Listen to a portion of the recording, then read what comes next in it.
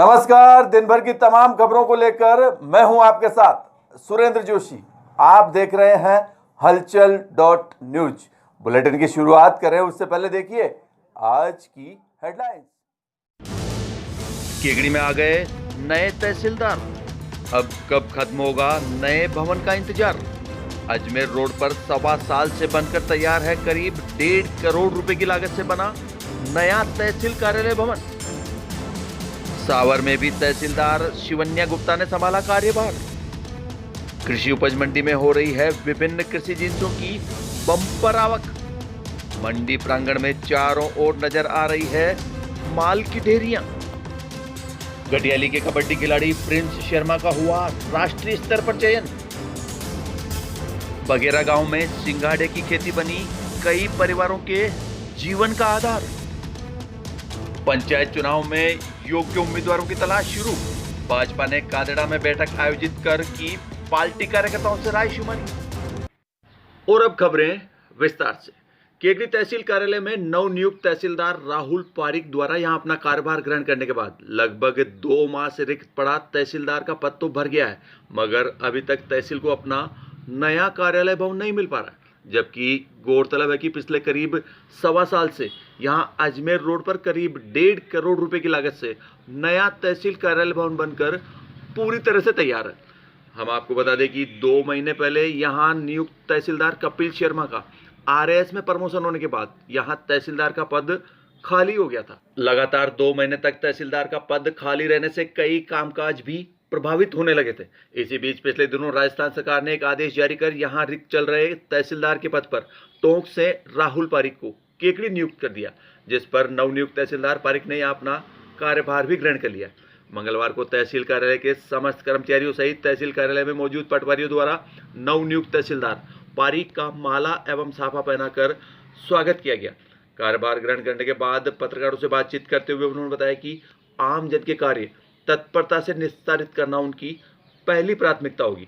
उन्होंने बताया कि इस संबंध में तहसील के सभी कर्मचारियों समेत पटवारियों को भी आवश्यक दिशा निर्देश जारी कर दिए गए हैं।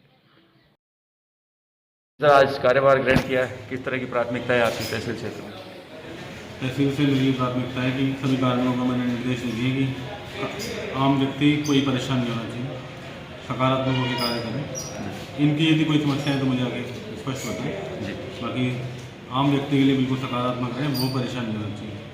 पटवारी अपने फील्ड में कार्य करें, कोई समस्या हो तभी यहाँ पर आए, अदरवाइज बाहर रह के लोगों की समस्याएं सुने तो उनका निपटारा करें। और इधर तहसील कार्यालय में तहसीलदार की नियुक्ति के बाद अब सभी कार्मिकों को इस कार्यालय के अजमेर रोड पर नवनिर्मित तहसील कार्यालय भवन में स्थानांतरित होने का इंतजार है। हम आपको बता दें कि मौजूदा तहसील कार्यालय भवन सड़क लेवल से नीचे होने के कारण बारिश के दिनों में इसमें पानी भर जाया करता है। कई बार अत्यधिक बारिश होने पर यह पूरा तहसील कार्यालय न केवल जलमग्न हो जाता है, वरन बारिश का पानी कार्यालय के कमरों में घुसने से कई बार सरकारी रिकॉर्ड भी खराब हो चुका है। इस परेशानी से निजात दिलाने के लिए राजस्थान सरकार द्वारा अजमेर रोड पर करीब 1.5 करोड़ रुपए की लागत से नया तहसील कार्यालय भवन बनाया गया, जो करीब 1.25 साल पहले बनकर तैयार हो चुका है। इस नए तहसील कार्यालय भवन को सार्वजनिक निर्माण विभाग को हैंडओवर करने के लिए संबंधित ठेकेदार द्वारा गत वर्ष जून माह से ही लगातार आग्रह भी किया जा रहा है।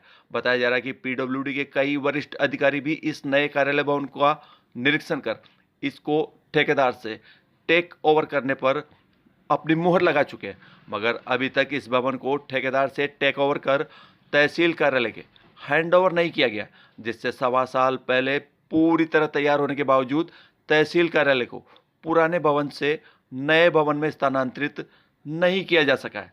बहरहाल अब तहसील कार्यालय में नए तहसीलदार की नियुक्ति के साथ ही इस तहसील कार्यालय का भी पुराने भवन से नए भवन में स्थानांतरित होने का रास्ता साफ होता नजर आ रहा है।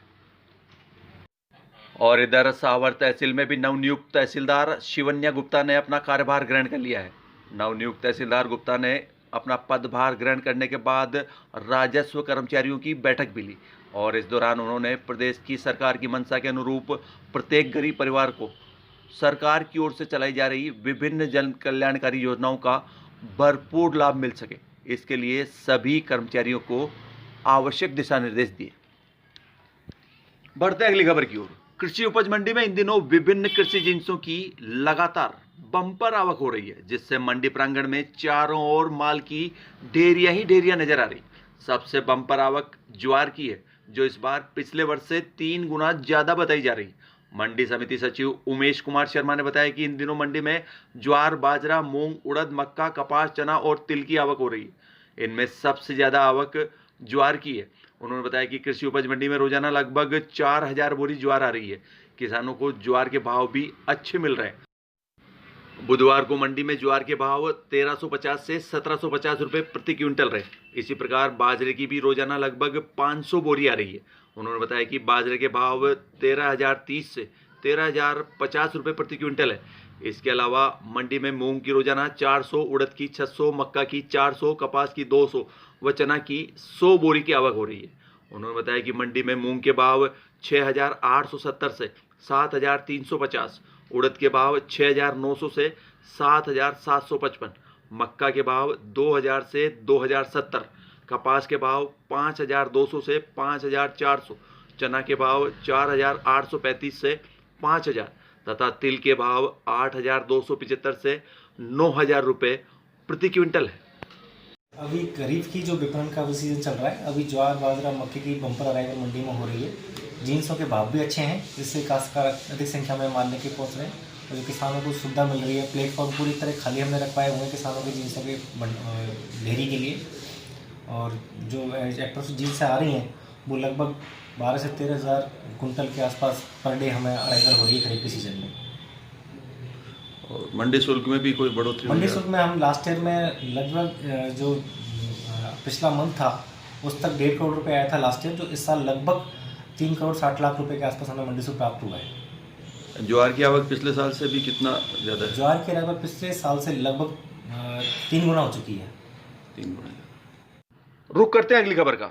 बघेरा गांव में सिंगाड़े की फसलें कई परिवारों के लिए जीवन का मुख्य आधार बनी हुई है। हमारी बघेरा रिपोर्टर विजया पाठक ने बताया कि कई परिवार बाहर से आकर यहां सिंगाड़े की खेती कर रहे हैं और इसी खेती पर उनके पूरे परिवार का जीवन निर्भर है।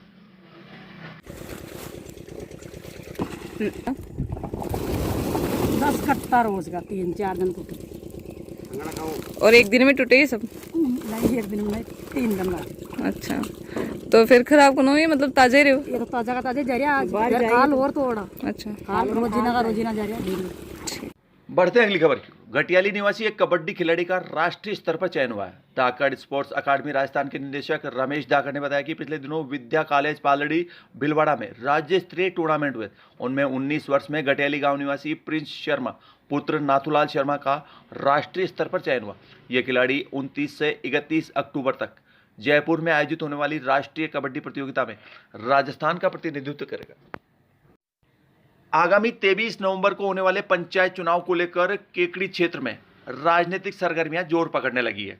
विभिन्न राजनीतिक दल अपने अपने प्रत्याशियों की तलाश में गांवों में जाकर बैठकें आयोजित कर रहे हैं। इसी क्रम में आज भाजपा के केकड़ी प्रभारी राजेंद्र विनायका ने कादेड़ा गांव में पार्टी कार्यकर्ताओं की बैठक आयोजित।